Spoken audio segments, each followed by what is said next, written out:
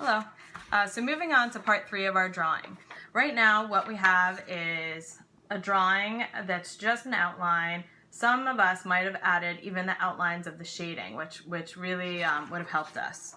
So what the next part we're going to be doing is we're going to be adding shading to our drawing.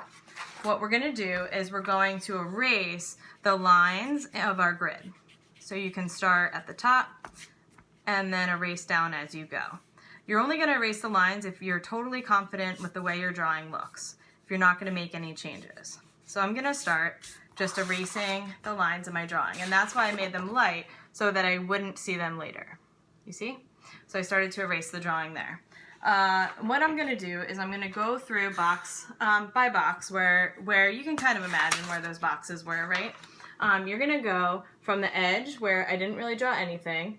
I'm going to start to draw in here the darks. So I'm going to start with creating dark shapes. This is a big dark shape, so I might want to start there until I'm comfortable moving on to the smaller stuff.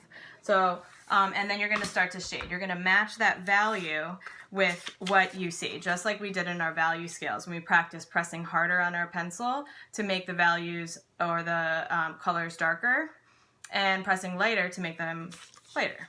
So what I'm going to do over here is I'm going to start, and then I'm going to show you where I am.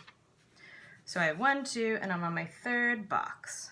So I have some darkness here, I have some darkness here, and just really try and expand what kinds of darknesses you see within this picture. So the point is for you to learn how to see a little bit differently.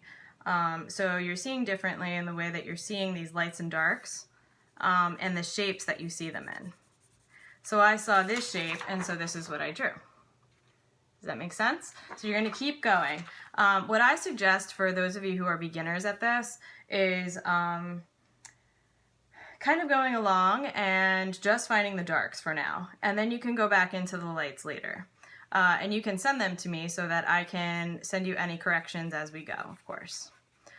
Don't forget to keep your lines the same direction as the original line. So if my hair is falling this way, I want to keep all of my lines kind of going that way. So I'm going to do that throughout the whole entire picture to get all of the darks that I see.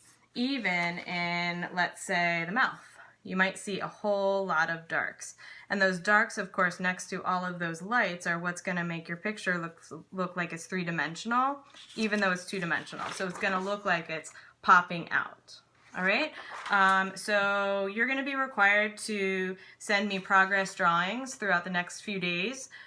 So you'll take a picture and you'll turn it in, and then I'll give you any feedback that I feel like you need. And you'll just keep going as you go until we have a nice shaded picture with the erased boxes. Hope all is well. Talk to you soon.